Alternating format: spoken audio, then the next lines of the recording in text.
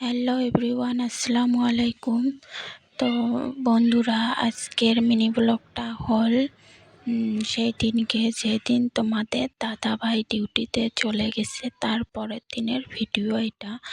এখানে আমি বিছনা তুলছি, দেখো গাইস। এখানে এই বেডশিটটা ধুয়ে দেবো, তাই সব কিছু খুলে টুলে ধুয়ে দেবো। তারপর তোমাদের দাদাভাইয়ের কাপড় চোপড় সব কিছু ধুয়ে তুলে ধোবো, যেহেতু কেউ বাড়িতে নেই, কে আর পরবো।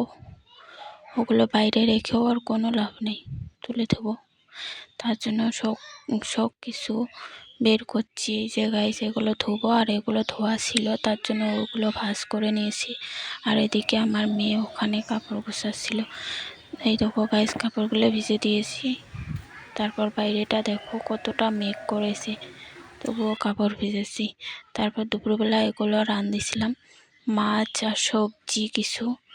তো গাইস, ভিডিওটা ভালো লাগলে লাইক কমেন্ট শেয়ার করবেন। টাটা।